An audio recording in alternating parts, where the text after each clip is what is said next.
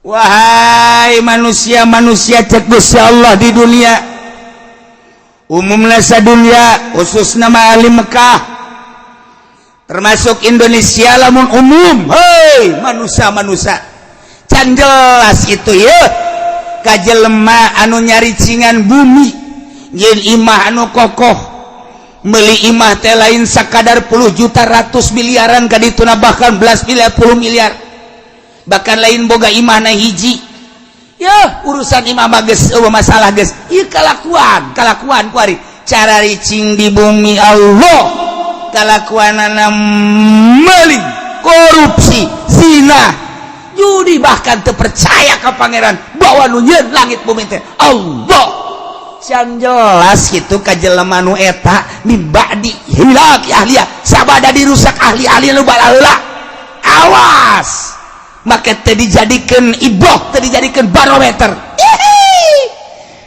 allau nasya'u asabnahum bihurubihim naon sia lamun aing ngersakeun sarua aing nyiksa ka sia sakumaha buat baheula ku dosa-dosa sia lamun sia dosana zina sarua jeung umat Kangjeng Nabi Lut ngadumling moal henteu ku aing siksa seperti Kangjeng Nabi Lut umatna lamun sia buang kawarah ka Gusti Allah ka ajak Allah deuleu kaum Samud deuleu kaum Ad teu saeutik nu ku aing baheula teh disiksa terus-terus ieu ku hari Indonesia sia kades mabok ambalaya di Indonesia awas ya cak Gusti Allah zina kuari mages ambalaya menutup kemungkinan launa sya'u asabnahum bidzunubihim iksain sarua jeung umat baheula maling korupsi terus bae awas launa sya'u asabnahum bidzunubihim mentek memehna ku Gusti Allah kuari dipanaskeun heula awas baheula teh kaum Adban nu dibere panas teh 3 tahun teu hujan-hujan 3 tahun bayangkeun 3 tahun teu hujan kaum muslimin wal muslimat rahimakumullah alhamdulillah teu karasa waktu ti poe ka poe ti minggu ka minggu ti bulan ka bulan di tahun ke tahun ternyata orang geus aya dina akhir bulan Sopar saeutik deui biasa orang di bulan Sirih Maulid atau Rabiul Tsani sok ngayakeun ruruba haul ke Sultan Aulia Tuan Syekh Abdul Qadir Al-Jailani quddasallahu sirrahu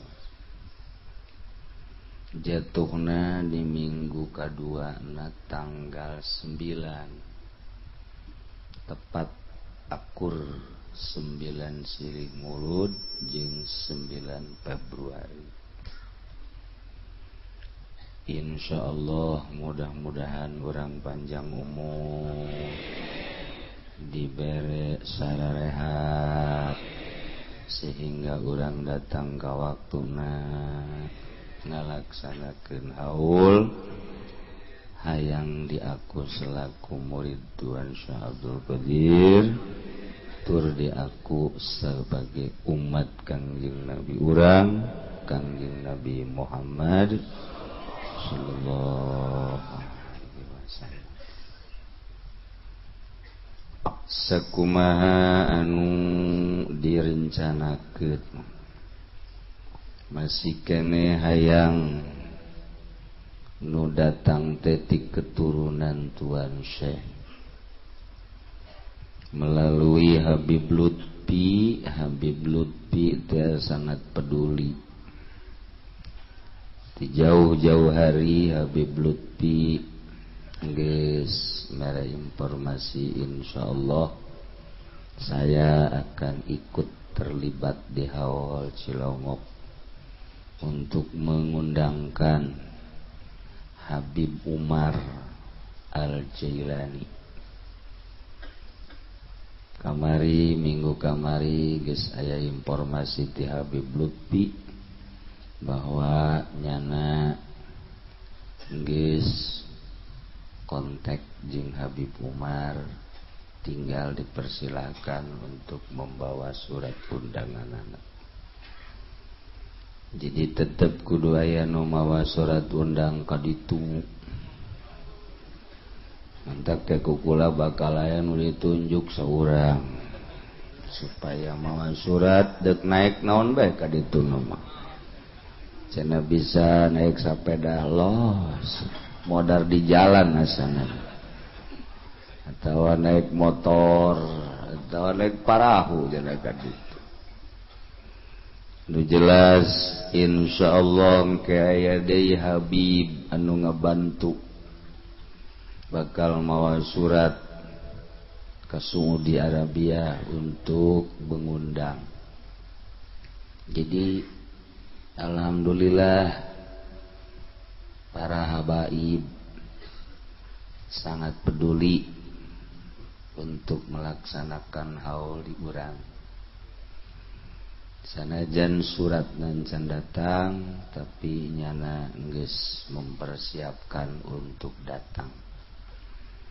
Insyaallah jadi kenu bakal hadir mun dikersakeun ku Gusti Allah Habib Umar Al-Jailani. Tinggal urang sakumaha biasa unggal minggu menjelang haul sok diayakeun donatur keliling sameunang-meunangna. Jatilok laloba ieu merena ge geus kanyahoan. Tak sekolah mah daripada mere gede teu ikhlas, leutik teu ikhlas mending ulah mere. Jahol mah jadi bae. Pokona bapak teu kudu merena naon, datang, dahar, diuk.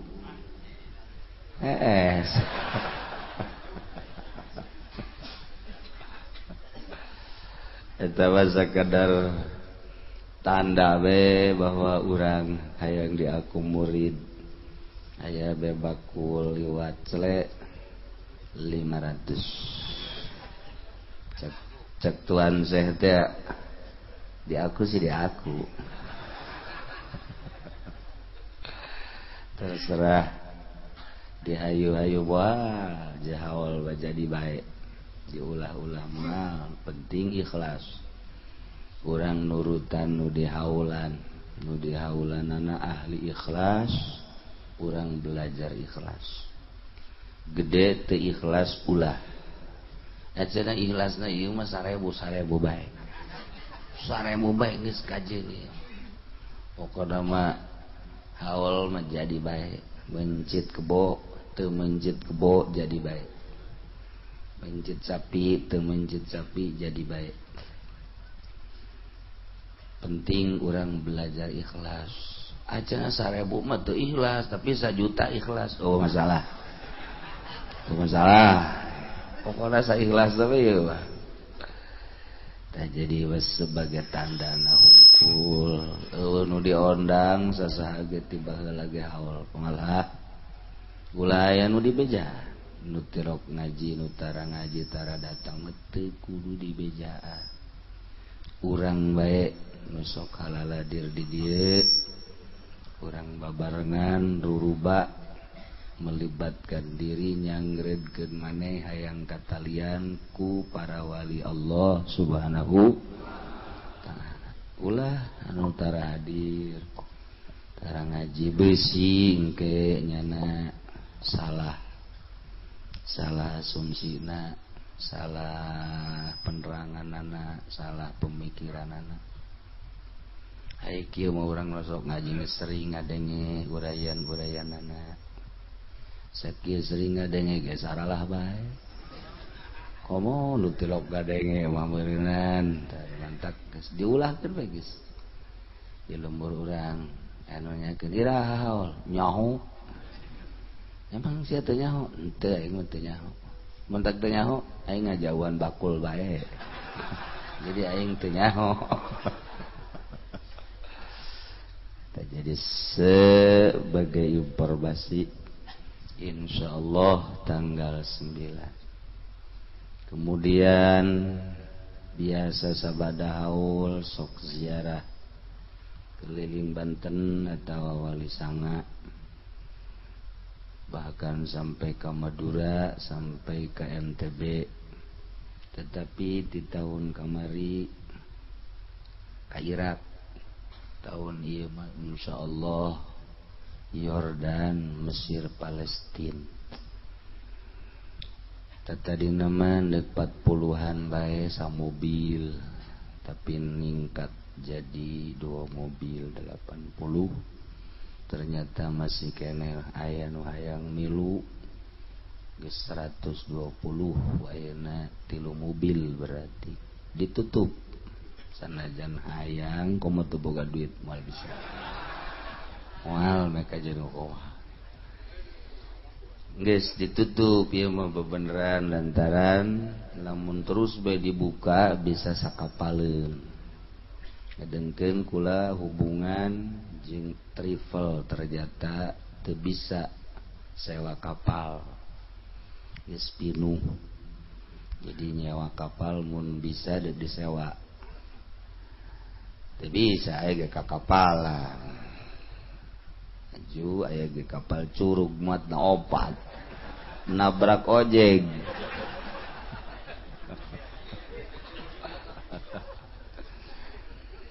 Jadi insyaallah 3 beuseun.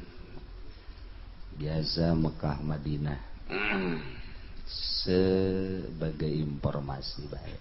Besi maksa-maksakeun hayang milu geus tutup deui. Antaran kapalna bookingna itu bisa disewa kecuali bulan Rajab. Mun bulan Rajab bisa sakapaleun. Kos kamari dekat Singapura sakapaleun leuwih teu bisa. Jadi bercecer, aya nu naik Garuda, aya nu naik Lion. Orenganan eta kapal teh nya aya nu joreh mah biasa gandeng. Sugan kula mah jadi luhur mah atuh eueuh naon ngaranna aspal. Maksudna teh cor. Bisa gegerebegan bae sarua. Kepala joreh mah eta ka Singapura.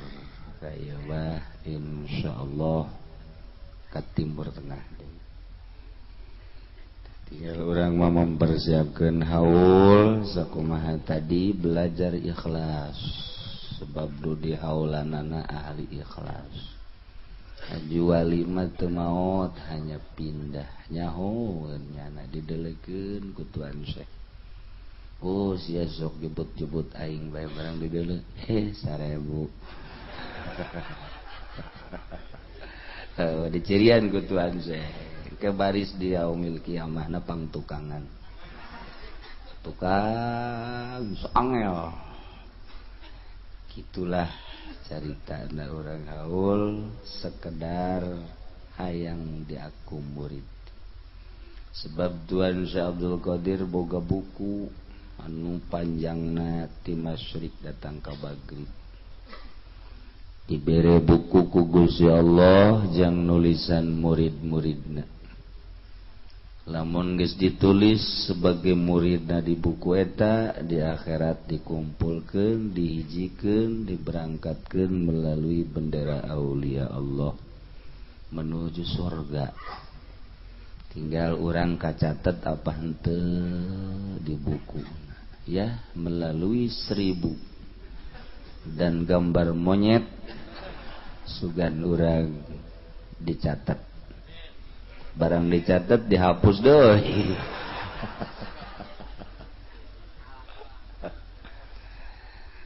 Gitulah carita Tuan Syekh Mapohara. Nyahoeun jasok nyaba Tuan Syekh mah. Kamari ge bejana di Cikupa aya nu tas kadatangan Abdul Qadir. Lain Al-Jailani tapi teh mah Abdul Qadirna insyaallah sekali deui baris urang bae tanggal 9 sirih Maulid atau 9 Februari insyaallah urang bakal zikir bersama. Urang lanjutkeun materi pengajian urang. Sabada Allah ngajelaskeun negara-negara nu Allah nyiksa ka negara tersebut kulantaran kaum-kaumna teu percaya ka para rasul-rasul nu diutus ku Gusti Allah. Ketika bangkawarah kaum hiji negara anu diajakan ku rasulna yakni utusan Allah tetep nyana teu percaya ujungna disiksa ku Gusti Allah. Eta teh lain sakadar jang nagara eta hungkul, eta teh ngarupakeun hiji ibrah hiji contoh, hiji barometer jang umat-umat nu selanjutna. Umat anu selanjutna model urang kuari ngajadi umat akhir zaman yakni umat Kangjeng Nabi urang Kangjeng Nabi Muhammad sallallahu alaihi wasallam teu menutup kemungkinan ketika urang teu percaya ka rasul urang atawa teu nurut kana aturan-aturan rasul urang, Allah tetep bakal nyiksa sakumaha kaum-kaum nu baraheul. Entek ieu ayatna. Awalam yahdi lil ladzina yaritsunal ard wallahu alam bimaradi awalam yahdi Imam Jalaluddin ngajelaskeun yahdi teh tabayyan berarti ya di teh mana ya tabayan majaz antaran gadieuna cek Imam Jalal teh di mutadikeun ku lam yahdi lil ladzina hiji-hijina kalimah teh aya anu lazim aya anu mutadi teh kadituna anu satrop-tropna aya tropan-tropanana aya anu dimutadikeun ku ila aya nu ku lam aya anu dimutadikeun ku fi aya nu ku ala. Nah eta kalimat-kalimat teh meunang sambarangan kalanjutanana. Lu bantak ngaji teh lain sambarangan. Ieu santri ngadepong di pondok pesantren aya anu 10 tahun 15 tahun tah dek datang ka dinya. Lamun nasoro kabelah dituna ieu mutaadi na teh kumaha aya anu binafsihi aya anu bigairihi. Lamun binafsihi berarti langsung ka ditu ngamutaadikeun teh maf'ul tanpa make huruf. Aya anu ngamutaadikeunana ieu kudu make huruf dimutaadikeunana kudu kumana? Kudu ku ala, kudu ku fi, kudu ku ila dan lain-lain sebagainya. Kudu ku ba. Urang pasantren teh mikiran gos gitu tah. Ketika ieu mah lain parantina kudu kumaha ieu? Kudu kumaha ieu? Lain parantina ieu mah ieu. Tah, nu mentek lamun aya salah bae buatan batur. Kajahoan ku urang. Salah ieu budak ieu. Kumaha emang ieu teu nerop ieu ka dieu ieu. Tuh, kan teu nerop mah teu nerop, jore. Urang hulu kopeahna nomor 7 dipakean ku ari nomor 5 netren. Ngaranna tenrop eta. Tenrop. Uluna nomor 5 dipakean, nomor 7 toklok. Tenrop. Kawin ge sarua bae urang kasep kawin kanu gelis. Pariuk manggi kakeb. Pas. Tapi lamun urang kasep pamajikanna jore, ieu ge tenrop sarua bae. Eta mah kudu nyandung sebenarnya teh mah. Sia masa di hatean bebangun endeup teh ya. Heula-heulanan kumaha lamun awena geulis asa lakina jorek. Nah iya. Lamun pasalakina kasep pamajikanna jorek mah kan bisa nyandung. Lamun pamajikanna geulis ai boga pasalaki jorek kan nasib hese. Geulis aya dinyana masyaallah nya jangkung lengjang. Deuh ieu kulitna ge pohara jasa hartina putih kuning nya mancung bulu matana bentik ya Allah ya Rabb. Haju susuna neuntreu. Duh. Aduh. Tuh aja pendek. Oh, jangan. Kolot-kolot ge dehem. Ai nasib bapan hes, ai celeketek boga salakinya hidungnya pendek. Cekolot baheula mah beke ngaranna. Eta mah eta hese kan nasib atuh ngaranna ge. Eta kumaha bantah? Eta teu nerok ngaranna. Nu kasep kawin jeung nu geulis eta mah pariuk mah kekepas. Kasep pamajikan jore ya tugas nasib geus bae tinggal tungguan di akhirat bae sih lah di dunia ieu moal kebal lah gitu bae moal kebal ge tetep teu tentrem eta. Aduh Masya Allah karim. Awalam yahdi lilladzina yarisunal ardh. Apakah can jelas can nyata ka jelema anu cara ricing di muka bumi bisukna nyieun imah nyieun hotel muharajas. Can jelas kitu mimbadi wilaki ahli asabada dirusak ahli-ahli bumi. Kok masih keneh terus bae maksiat. Can jelas itu lalakon nu baheula Kangjeng Nabi Nuh alaihi salam. Umat tadi kumahakeun? Can jelas itu coba kaum Samud. Anu Allah nurunkeun Rasul Kangjeng Nabi Shalih alaihi salam. Cica. Apakah can jelas itu baheula teh kaum Ad? Diutus ku Gusti Allah Nabi Hud. Apakah can jelas ka umat-umat nu kuari deuleu nu baheula zaman Kangjeng Nabi Lut alaihi salam umat da kumaha jeung nabi-nabi nu lainna teu dijadikeun barometer sih.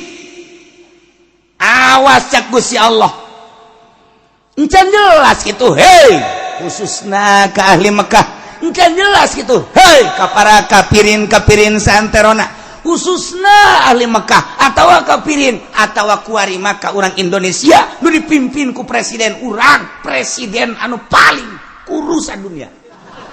Masalah emang kenyataan kos gitu. Presiden urang tetap aku. Hei bangsa Indonesia cek Gusti Allah.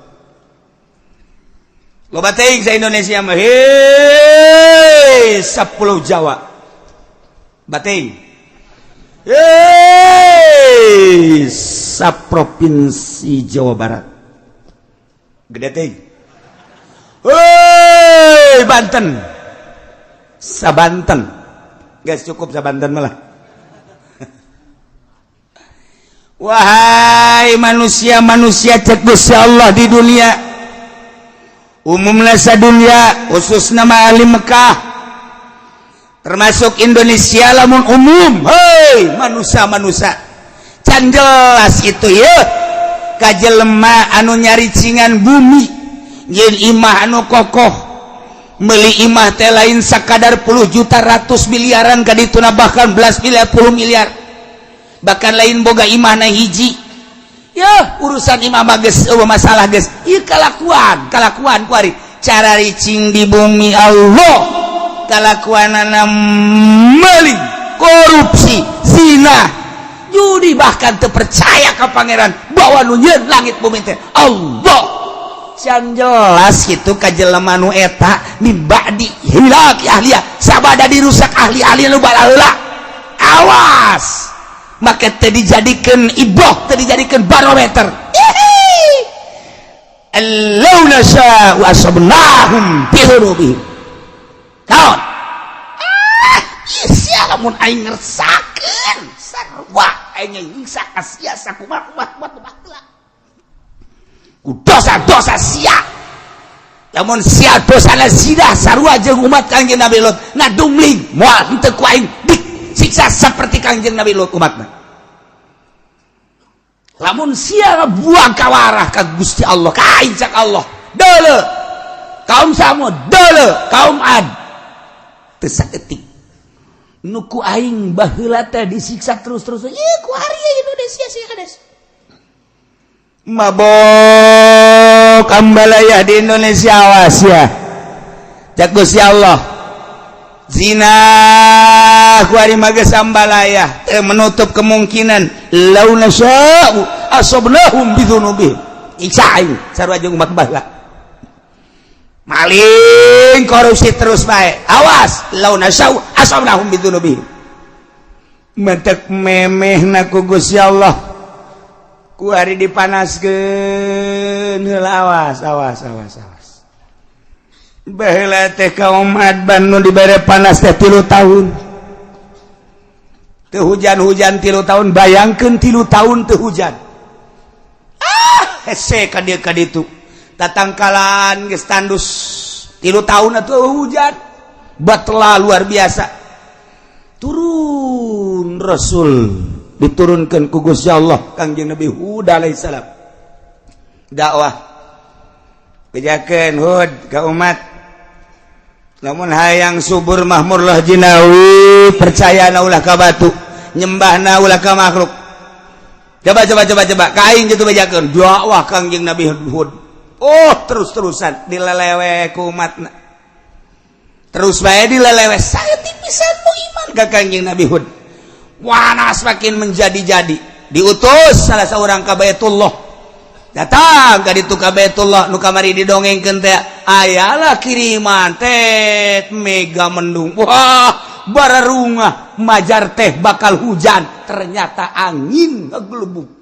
angin muter sabada Kangjeng Nabi Hud jeung pengikutna titah keluar eta kapan siksa cek Allah tuh jadikeun barometer awas di Indonesia geus sabaraha bulan urang dibere panas hujan di mana-mana guludugan jeung kilatan samarukna hujan bener beureun geus diitung ku ari di nagara geus beak sabaraha puluh miliar ieu ganyeun hujan teh nyararaho urang mah asal hujan seuri padahal mah ieu teh geus total sabaraha miliar beakna lamun teu dihujankeun urang teh ku ari panasna ambual pohara luar menyengat cirina cek ahli palak mah angin heula kilat teh guludug teh ieu mah hujan kilat angin sabarukan kumaha awas lamun nang tangan ka Gusti Allah bisa jadi berkepanjangan ieu panas Tangerang geus kekurangan cai pasokan air anu bakal ka Jakarta teh anu geus ka Jakarta ditutup lantaran untuk wilayah Tangerang ge kekurangan Serang geus kekurangan cai ku ari mah kamari iya yarong Purwakarta di Purwakarta geus batela kurang cai Karawang ge lamun teu ngandalkeun Jatiluhur mah geus eueuh cai Allah mah maha kawasan ke kumaha meureun ke sanajan aya Jatiluhur wallahu alam ngan tetep bae urang ngadoa mah tetep ngadoa bae ngan ieu disiksa mah babari jasa teu puguh teu karuh sadane macet siksa teh Allah da kumaha coba ayo terus urang ka Jawa Tengah ka ditu kurang moga informasi di Yogyakarta geus parah jasa eueuh cai tapi ieu urang masih kene leha-leha kene zina nu mabok-mabok pemerintah korupsi terus bae nang tangan Allah awas berkepanjangan ieu keur ditegor ku Gusti Allah awas mendak lobakeun lah istighfar ka Gusti Allah subhanahu wa ta'ala awalam yahdi apakah can jelas lilladzina yarithuna al-arda ka jelema nu nyicingan bumi ieu nu mantak Gusti Allah teh make bahasana yaritsunal arda make yarisu matina warasa yarisu eta makan ngawaris aya ngawaris mah berarti kapan aya nu diwaris lamun bapa ngawariskeun ka anak aya anak eueuh anak mah meureunanan ka incu lamun incu anak eueuh aya meureun dulurna mamang teh uwa teh nah eta ngaranna ngawaris ieu ge ku bangkawara amat sia cicing di alam dunia nanangieun Allah sia ngawaris ka umat nu baheula zina sia ge kunaon zina deui bae nu baheula mabok sia kuari kunaon mabok nu baheula maling sia kuari kunaon maling mantap make bahasana yarisunal ardo. Pohara lamun dibongkar sakalimat na Al-Quran urang mangkat bulu dikiekeun dikitukeun urang mah macaanna bae ge kuari ge sararese ngadengekeun ge cangkeul padahal mah kurang kumaha kopi geus ngarokok geus bubur geus segala wuduk segala tetep bae ku ngadengekeun cangkeul geus neuleuh deui ka jam bangun dek demo teh ka aing sia. Aduh Gusti Allah lagu ento ngeta mun boga janji meureun neuleuh deui jam ieu janji aing jeung jahe. Tuh ieu bahasa yarisuna sia cicing neruskeun lalakon umat nu baheula dizina disiksa umat nu baheula mabok disiksa ku Gusti Allah umat nu baheula maling disiksa ku Gusti Allah umat nu baheula kafir disiksa ku Gusti Allah. Awas sia ngawaris nu baheula sarua sia ge ku aing disiksa deui. Geus kasaksian ku urang kamari tsunami 200.000 manusia asahina jasa mobil single yang imah bangunan single lenceng asahina jasa kabeh ge dunia jeung manusia seusina asahina urang neuleuh tsunami gempa Yogyakarta tsunami Pangandaran gempa Sukabumi Gunung Galunggung Yogyakarta gunung deui kuari ke batuk-batuk bae gunung deui sarua bae teguran ti Gusti Allah. Ieu teh ulah kejadian alam sakumaha nu kamari caritakeun ieu teh teguran ti Gusti Allah kuari panas teguran ti Gusti Allah. Ayo sia Presiden Jokowi nek merubah tentang perekonomian sia nek beralih nu tadina Amerika kuari dek diasupkeun Hong Kong Cina kuari sia dek diasupkeun Cina kuari berangkat ya negara teh hayo sia Amerika tetap baik terus mendesak Cina geus diasupkeun ka urang geus dibuka lebar-lebar asup ka urang sementara jeung Amerika ge can selesai dolar ditaekeun ku Amerika tina 9 naik 10 naik 11 naik 12 naik 13 kuari geus 13,9 geus 14 ayo sia udag-udagan jeung aing berangkat sia Cina cek Amerika perang Cina jeung Amerika di negara urang ti perekonomian urang teh naon kok jadi kos kieu sih kok beusi meuli 2.000 ngajual bursa 1.000 kok beusi meuli 3.000 dijual 2.000 atuh ieu mah bebeakan ka kolor-kolor ieu mah lain gulung tikar gulung balik ieu mah tuh tidak kumaha coba ieu perang urang teh nyaho bangsa Indonesia mah kulantaran bodoh atuh seuseurean bae bodoh orang Indonesia mah teu nyahoana naon ieu teh keur perang Cina jeung Amerika di bidang perekonomian kulantaran perekonomian jadi tombaknya tolak ukurna perpolitikan teh jalan perpolitikan di urang teh teu stabil deuk kabangun kumaha lamun perekonomianna macet kuari Cina kakarak dibuka asuplah ka urang produksi encan Amerika dikatukangkeun sedangkeun bahan baku beulianna kudu make dolar taekeun sia ku aing kaudag moal ku sia sementara hitung-hitunganana ahli ekonomi di urang teh encan mampu kos kira keberadaan anak nek kumaha sedangkeun jelema nyeun pabrik di depan eta teh make duit negara sekian triliun nah perpajakanana terus melambung teu kaudag ku nyana lantaran nyana teh pajak tanah pajak bangunan pajak ekspor impor ieu teh kapan kudu dipenuhi sementara dolar naik bahan baku kudu dibeli ku dolar Cina nyerang ka urang ieu da kumaha ieu produksi teh aing balik ka Singapura teh saeutik anu boga karyawan 8.000 nyesa tinggal 2.000 nu boga karyawan 20.000 nyesa tinggal 5.000 tinggal bangsa Indonesia nu teu nyahoan kieu amat sih demo ka mana oh pelindung di urang mah demo teh urang demo ka DPR lagi keur puyeng aing boro-boro siap ku aing sarua bae ieu nah ieu keberadaan Indonesia seperti kieu.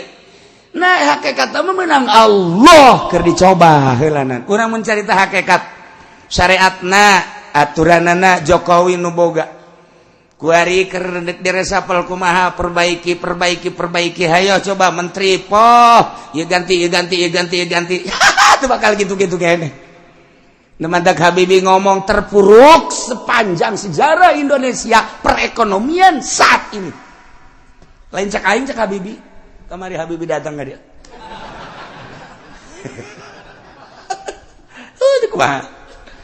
nah ieu keur carita keberadaan negara kemudian panas sakallah ayo sia dek jeung aing udag-udagan sia ayo sia dek ngaluhurkeun pertanian Jawa Timur akan ditingkatkan pertanian Jawa Tengah Jawa Barat geus dipersiapkan di Palembang di Medan di berbagai daerah pokoknya ditingkatkan pertanian sebab naon perekonomian bakal macet kunya geus ka itu ieu perekonomian industri bakal macet sebab moal kaudag melalui dolar ditaikeun ku Amerika hayo hayang nyaho udag-udagan perang Cina jeung Amerika asal Cina naik perang lamun Cina terus memaksa dolar bakal 15 lamun Cina terus bae ku Indonesia dibere diketeruskeun naik 16.000 je dari kumaha eta mah perang nyana ayo cek Amerika je pas gitulah perang beda deui jeung perang di Irak lain deui di Irak mah ai di Irak mah Saddam Hussein teh je deuleu sejarah cek Saddam Hussein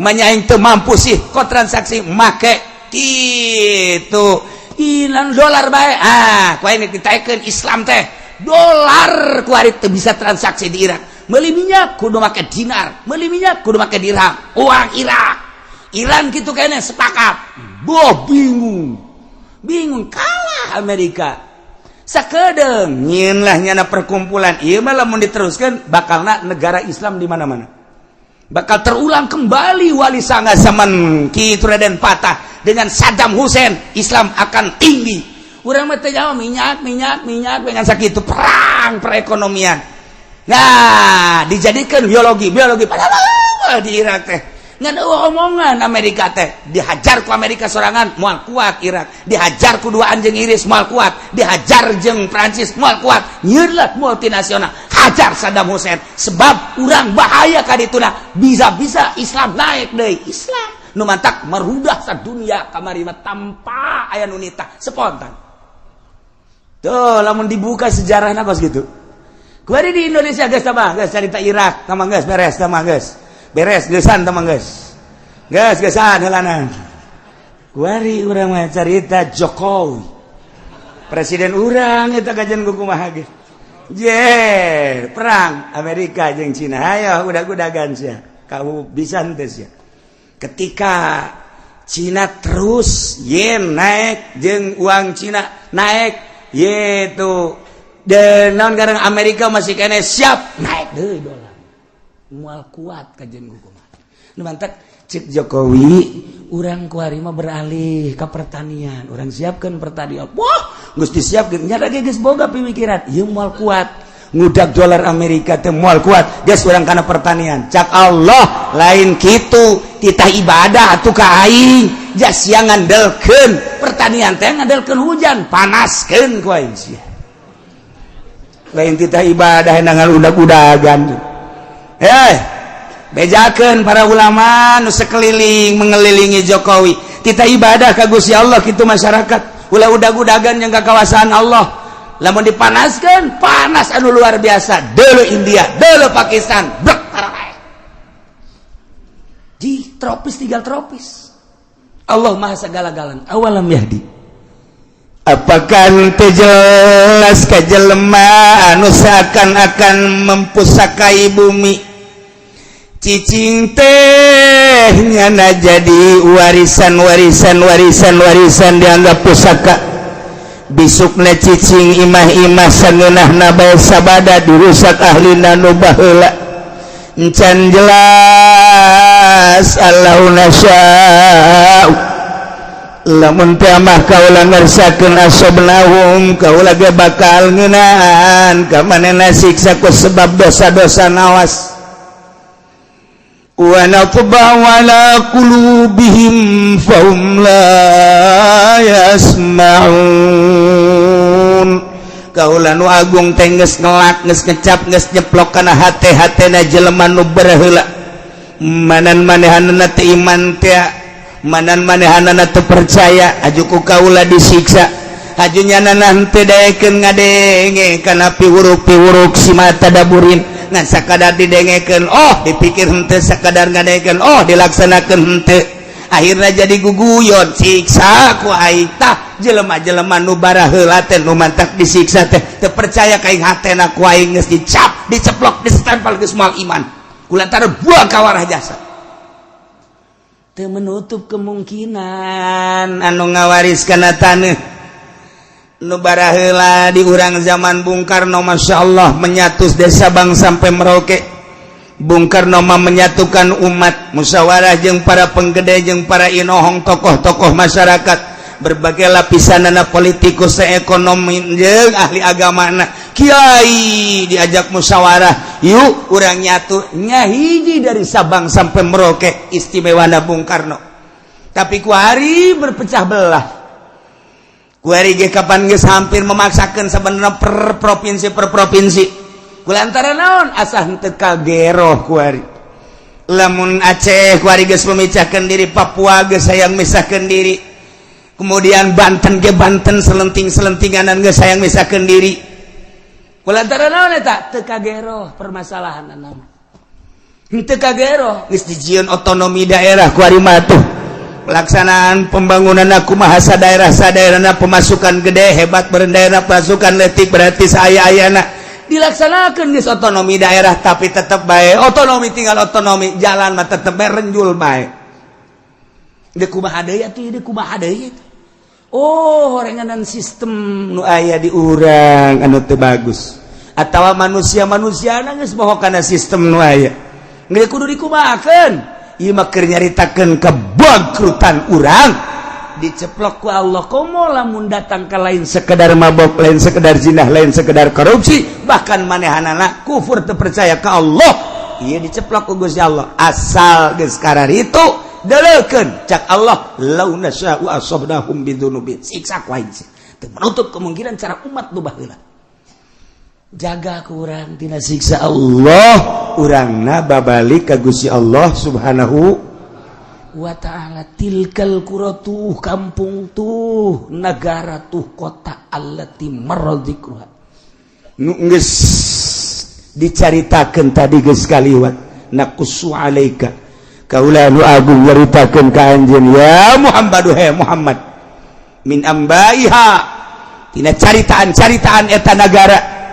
tuh dele ketika di Irak bangkawarah manusia setelah Kangjeng Nabi Adam turun di India kemudian anak baranakan Kangjeng Nabi Adam teh kemudian tas Kangjeng Nabi Adam Kangjeng Nabi Idris di Irak dilanjutkan ku Kangjeng Nabi Nuh alaihis tilkal qura tuh kampung Irak tuh negara Irak utara di situlah Kangjeng Nabi Nuh dilahirkan didinya lah Kangjeng Nabi Nuh dakwah di tengah-tengah masyarakat anu luar biasa biadabna didinya maling didinya zina saha nu gagah saha nu menang teu percaya bahwa langit bumi nangieun Allah Kangjeng Nabi Nuh diutus tita iman ka Allah disengsarikeun 950 tahun Kangjeng Nabi Nuh umurna 1000 tahun 950 tahun eueuh nu iman eta dakwah ya Allah ya Rabbi urang mah nyeun pondok kakarak 5 tahun eueuh nu mondok bae geus frustasi urang dakwah eueuh nu ngadengekeun bae geus frustasi deule Kangjeng Nabi Nuh 950 tahun eueuh ngan Kangjeng Nabi Nuh mah terus bae tabah diusir bala Kangjeng Nabi Nuh tidinya instruksi Gusti Allah nyeun kapal Kangjeng Nabi Nuh saling-sarikeun no ayeuna kapal mah deket laut lain di tengah-tengah negara sia mawana kali itu kumaha jeung leumpangna kumaha kapal mah ayana di laut cek Kangjeng Nabi Nuh kulama instruksi ti Gusti Allah lah udah sok Allah-Allahan edan sia mah Nuh geus teu dianggap tapi tetep bae Kangjeng Nabi Nuh terus kesimpulan nama Nuh awas ieu umat geus disiksa saha anu iman kuateun Kangjeng Nabi Nuh dakwah awas siksa ieu mah bakal datang. Nu iman naik ka dieu. Naik anak Kangjeng Nabi Nuh. 4 Yapis Ham nah Kanan nu 3 asup ka laut ka parahu nu hiji Kanan mah henteu. Anak sorangan Kanan teu percaya ka Abah. Teu percaya ka Abah nama di Rasul. Ieu urang teh ieu teh turunan 3 Yapis Ham sakitu. Dijelaskan ku Kangjeng Nabi di hadis Bukhari. Yapis bapak orang itu, Sam bapak orang itu, Ham bapak orang itu. Jadi orang teh keturunan 3 Kangjeng Nabi Nuh alaihi salam moal kaluar ti dinya. Arab turunan mah dijelaskan ku Kangjeng Nabi. Arab turunan bapana kadituna ka Kangjeng Nabi anak Kangjeng Nabi eta. Kemudian ngatu kadu naon gatu ngaranna kitu Iran, Persia. Ya eta keturunanna terus kayak Turki, Cina, ieu termasuk urang. Ieu ke urang lamun nyaritakeun hadis Kangjeng Nabi nu eta. Jadi kesaturunan ka dieu itu. Hiji nu teu iman Kanan, teu daek naik. Kanan ka dieu cak Kangjeng Nabi nu, ieu mah siksa ieu mah. Lah, bah, siksa di mana? Abi naik ka ditu ka tanggal kalapa. Ada liput sia tanggal kalapa ge. Bong, moal mah nya tiba heula ge tilok tanggal kalapa tilok liput ku cai. Ieu mah siksa. Sadunia imah mal bah paling dia lah kula mah lamun kangkal kalapa kaliput kula mah ka gunung endeu satu teh iman ngaranna ge terus disiksa teh naik di mana Kangjeng Nabi Nuh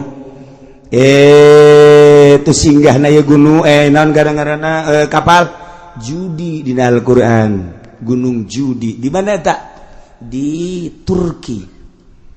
Nah jadi ti Irak terus ngeungkeun kapal teh eureun-eureun di Turki. Tah eta lah kuari geus diketemukan di Gunung Ararat di dinya Turki aya kapal Kangjeng Nabi Nuh sebelah kirina sekitar bangsa 50 meter ti dinya aya masjid. Masih aya keneh kuari ge masjid urut Kangjeng Nabi Nuh alaihi salam. Geus jadi batu masjid Kangjeng Nabi Nuh teh. Di dinya kapal aya kene urut kapal Kangjeng Nabi Nuh. Jadi kapal teh singgah teh lain di laut tapi di luhur gunung. Gunung Judi. Kuari aya kene. Kuari aya kene geus dipoto urut kapal Kangjeng Nabi Nuh teh. Kemudian laut nu pernah kitu diberangkatkeun ku kapal Kangjeng Nabi Nuh. Ku di dinya mah ke satelit. Coba laut mana? Aya. Kuari kecanggihan alam, kecanggihan alatnya seperti eta. Jadi kuari mah lebar kapal Kangjeng Nabi Nuh, panjang kapal Kangjeng Nabi Nuh diketemukan oleh 4 negara. 1 negara Amerika bersama-sama dengan Arab, nomor katilu Jerman, nomor kaopatna Irak. 4 negara Mesir, 4 negara ieulah anu terus menelusuri tentang kapal Kangjeng Nabi Nuh. Kuari geus dijadikeun kitu mitos. Geus dijadikeun kuari aya kapal Kangjeng Nabi Nuh, masjidna aya urut Kangjeng Nabi Nuh singgah di luhur gunung. Masyaallah. Aya 2 masjid, hiji di dinya, nomor kaduana di Tajikistan. Nah, jadi eta lamun urang ka ditu engke naik ka gunung bakal kapanggih jeung masjid urut Kangjeng Nabi Nuh alaihi salam. Ke lamun urang ka Tajikistan ka ditu ente naik kula mah balik. Para raih bisa sia di luhur gunung. Aya tapi maka kapal heli di sorotan aya. Masya Allah terbukti ieu teh orang Amerika ingin membuktikan coba di mana sih kayak Gunung Judi dan di mana sih singgahnya kapal dan bagaimana ditelusuri selama 5 tahun menelusuri eta. 5 tahun menelusuri eta alhamdulillah terbukti. Iyalah geus dibukti-buktikan ku Gusti Allah nya nama asup Islam. Kemudian loba nu asup Islam di Amerika ketika manehana nyaritakeun tentang terbukti nah baheula zaman Kangjeng Nabi tutup ku Amerika teu meunang dicaritakeun. Bahaya ieu mah. Masyaallah mailah keur carita tilkal qura tun negara anu baheula ahlina teu iman ka rasulna. Begitu Allah ngutus Kangjeng Nabi Nuh alaihi salam umatna tetep bae henteu iman siksa ku Gusti Allah. Tilkal qura negara itu disiksa ku Gusti Allah.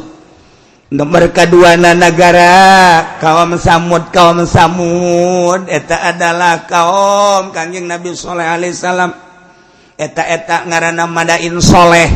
Lamun Kangjeng Nabi nyaritakeun dina kitab Bukhari hadisna aya Batnul Wadi ketika Kangjeng Nabi di Zulhulaifah. Kangjeng Nabi teh cicing di Batnul Wadi, antara Batnul Wadi jeung Yordan di dinya aya ngajana Madain Sholeh. Lamun dina Al-Qur'an aya surat Hijr, eta surat Hijr teh eta. Tuh di dinya lah disiksa kaum Samud teh. Lamun terus urang ka Yordan aya Petra di ditu tersisa ditinggalna. Tilkal qura disiksa kaum Samud. Mana deui? Tuh Ad, kaum Ad. Di mana Ad? Kaum Ad teh antara suhu di Arab Madinah, antara Madinah jeung Yaman. Belah ditu aya Ahqaf ngaranna. Mantak dina Al-Qur'an aya suratul Ahqaf. Ahqaf eta dataran luas, dataran pasir. Urang mah nyebutna gurun pasir, Sahara ngaranna. Ahqaf teh lamun urang dina Al-Qur'an mah suratul Ahqaf, Yaman. Kaum Ad di Yaman, ditinggalna kaum Ad. Mentak diutus Kangjeng Nabi Hud alaihi salam Yaman. Mentak aya kuburan Kangjeng Nabi Hud di Yaman mah osok dihaolan. Wah, ramena luar biasa. Ditinggal para nabi di Yaman. Kangjeng Nabi Sulaiman aya di Yaman, ditinggalna Kangjeng Nabi Sistea. Kemudian Kangjeng Nabi Hud ge aya berbagai nabi-nabi jeung wali-wali. Nu mantak paling istimewa sadunya adalah Yaman. Sunina kuat jasa gempur ku Yahudi. Moal bisa Yahudi ngagempur eta lamun tanpa make umat Islam dicuci otakna, anak buahna teh dicuci otakna supaya menyatakan Islam teh seperti ieu. Jadikeunna ISIS berangkat. Kuari ku ISIS diacak-acak kuburan-kuburan teh. Wah, kiai-kiai terus dibeakeun. ISIS terus bae. Iyalah supaya jadi Wahabi. Sebab ku Wahabi Yahudi ngeunaheun jasa. Ku Yahudi mah ku Wahabi mah Yahudi teh ngeunaheun jasa. Ndet nyaplokna naon ge. Itu hasil-hasil bumi teh ngeunaheun jasa. Selama make Sunni ortodok lamun di Irak mah Islam ortodok. Ahli toriko, iya bahaya. Urang teh teu meunang nyaritakeun tentang tuh Tuan Abdul Qadir. Urang teu meunang nyaritakeun tentang Kangjeng Nabi urang teu meunang nyaritakeun tabaruk. Yahudi teh ngaulahkeun hese ku Yahudi mah melalui Wahabi. Kos kitulah kuari asup ka Indonesia Wahabi. Syiah asup. Mentak lobalah pertanyaan-pertanyaan mahasiswa untuk mempertanyakan kebenaran kewalian Maulana Hasanuddin.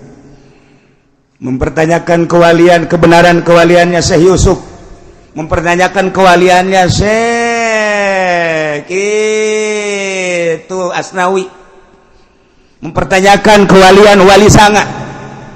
Ketika orang nyaritakeun nyana wali, apa dasar kewaliannya? Coba, lamun tahun-tahun sabaraha, naon ditinggalna. Nah, ketika orang nyaritakeun Cirebon Syekh kitu Syarif Hidayatullah dideuleu ku urang keramikna, dideuleu ku urang potongan bangunanana. Ieulah ngajadikeun mitos, maka di dinyalah bakal kanyahoan tahun sekian. Maka dengan ayana kos kitu jelaslah kewalian Syekh Syarif Hidayatullah dihancurkeun ku nyana supaya anak incu urang ulah bisa nyaritakeun deui. Di urang tidak menutup kemungkinan bakalna Cirebon hancur, Wali Sanga kabeh dihancur-hancurkeun. Banten ge dihancurkeun.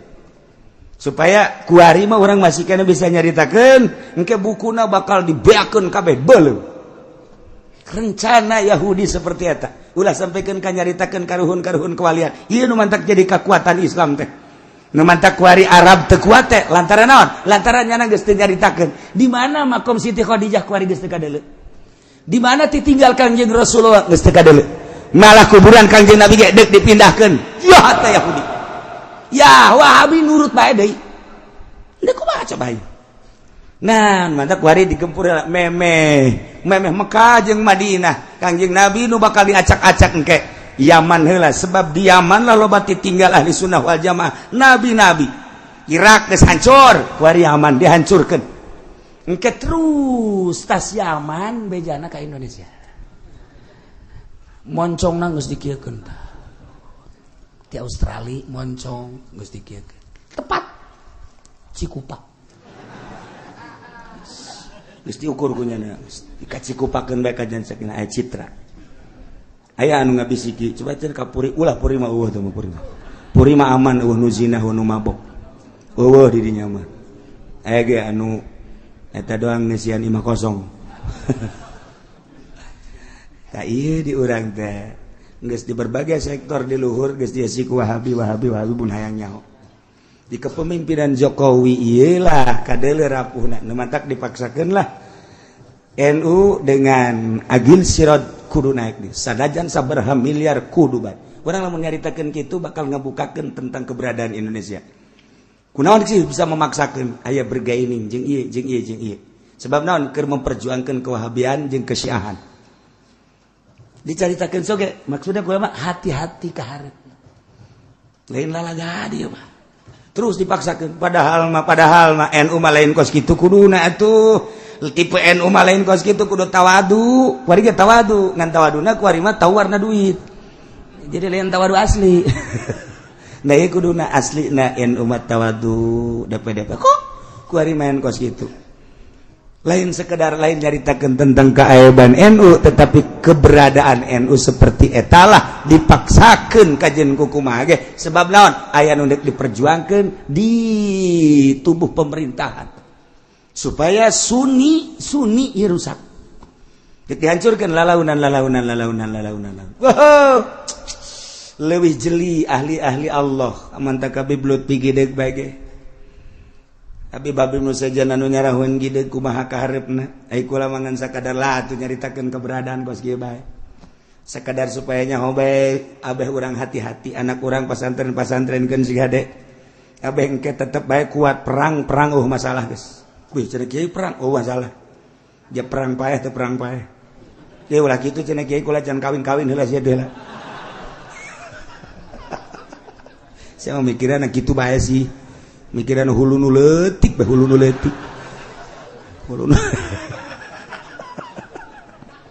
kula mah ingat mikiran hulu nu leutik sok inget ka jelema ku boga pamajikan opat ye tangan ku nyana diatur cak nyana teh kieu nya pokona mah asal giliran sia datang ka imah aing ka dieu sia balik isu kana ieu datang jadi awewe nu datang sebab ai mah pan boga pagawean dakwah teh dagang teh dan lain sebagainya geus sia kudu nyaho sia datang ka waktuna masing-masing geus eta persetujuan pamajikan opat oke gara-gara nama ieu tah hulu nu leutik aing jadi inget bae tungtung nama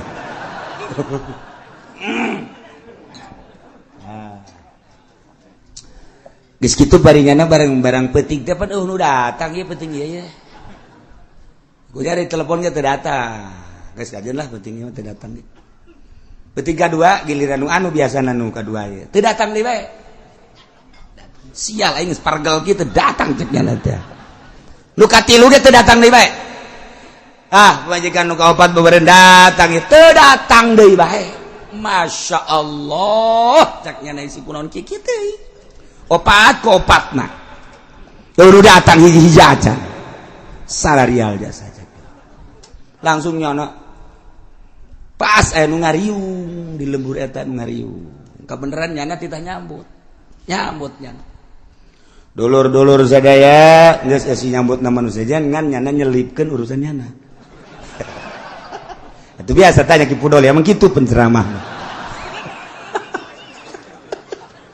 nyana nyelapkeun urusan nyana cak nyana teh kula mah urusan sambutan mah geus beres ye nya ngan ieu mah kieu saeutik mah dulur horenganan eta pamajikan ngaladenan salaki ganjaranana sarua jeung ngabunuh Yahudi 70 lamun pamajikan ngaladenan salaki berarti sarua jeung jihad fisabilillah ngabunuh pamajikan 70 beuh eta lamun sakali lamun salila hirup berarti alajur kabeh Yahudi ieu mah keur carita gede jasa ganjaranana eta pamajikan opat ngadengekeun BKB di imah jaheuh nya horeng gede tah ganjaranna geus bae balik ka imah tah pamajikan datang Waalaikumsalam ye dia datang ye naon kula mah kabita ngadenge tadi kakak nyarita cek jana cenah ieu 70 cek jana ganjaranana atuh ayo berasa sarer aja.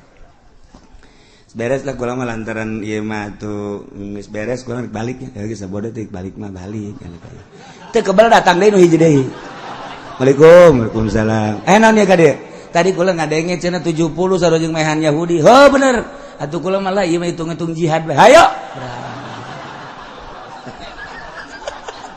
Geus beres nu kadua. Nu kadua balik nu katilu datang deh. Waalaikumsalam. Aya naon ieu penting-penting ada? Kula ngadenge tadi kabita ajaknya na sarua aja ngabunuh 70 Yahudi. Kula ge hayang. Hayo atuh. Hayo berangkat deui.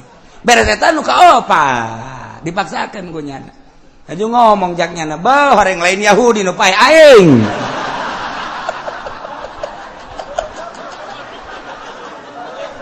Tuh gara-gara nu leutik inget pae kadinya. Aduh, jaknya lain Yahudi nu modar. Aing isu ka rumah sakit teh.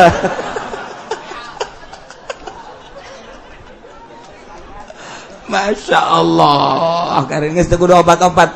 Hiji bae urang nu teratur. Ngan lamun hiji kurang ya dua lah masalah lah gitu. Ngan nu teratur rasa penting dihijikeun gitu atuh. Teu mah modar jana tuh. Masya Allah, tilkal qura. Itu negara-negara nu tadi dicaritakeun teh aku kaula dicaritakeun ka anjeun Muhammad tina caritaan-caritaan ahlina. Itu tadi Kangjeng Nabi Nuh, kemudian itu Kangjeng Nabi Soleh, kemudian Kangjeng Nabi Hud, umat tadi siksa Al-Aqab. Nah, etalah Kangjeng Nabi Lut, Yordan terus kebelah itu orang endek gitu ke mana ke arah gitu Palestina. Didinya antara Yordan jeung Palestina, didinya teh naik kadinya tah eta teh aya tanah anu dibalikeun ku Gusti Allah, handap jadi luhur-luhur jadi handap. Tandus hideung ku ari ge. Teu bisa didatangan panas nu dipager ku negara Yordan. Eta Kangjeng Nabi umat, Kangjeng Nabi Lut umatna siksa. Numanten Kangjeng Nabi Lut na disalametkeun ku Gusti Allah. Ti Yordan teh tinggal lompat ka Palestina, salamat Kangjeng Nabi Lut. Ngan pamajikanana korban. Tuh lamun urang nyaritakeun tentang hidayah, Kangjeng Nabi Nuh anakna teu iman, Kangjeng Nabi Lut pamajikan teu iman, Kangjeng Nabi urang mamangna teu iman, Kangjeng Nabi Ibrahim bapana sorangan teu iman. Ya Allah ya Rabb. Mahal hidayah. Tilkal qura.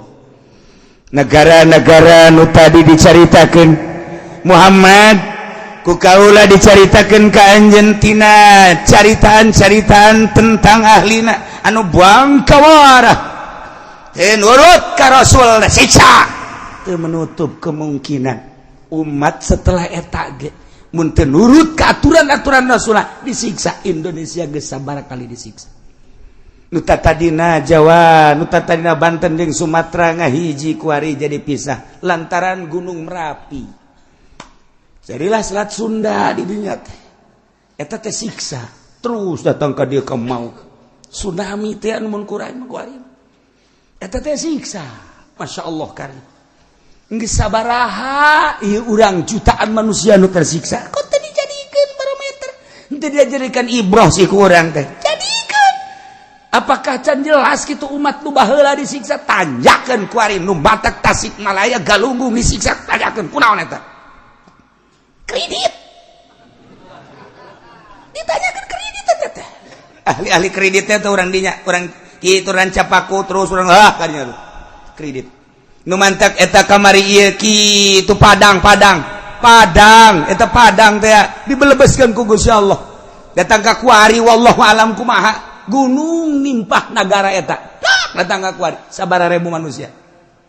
Kunaon eta tanyakeun Padang, emang kumaha kitu Padang? Ya Allah ya Rabbi, eta nu mantak Aceh disunamikeun di Aceh kunaon? Ganja anu luar biasa dikirim ke unggal negara. Lewat Merak, lewat Singapura dan lain ganja datang ka kuari. Nu ngaran ganja di naon kitu ngaranna? Di dinya di Aceh jadi sorangan. Masya Allah. Numanten kuari orang lamun dahar di Padang sing hade. Ngeunah keberesna tunduh eta teh make ganja. Make ganja eta lina lawar. jadi persediaan biasa, jadi makanan biasa orang di Padang di Aceh, di ditu mah orang mau namu ka Aceh, lamun orang teu ngarti ka agama, ketika masak di ganjaan, nikmati daharna teu kebal PS.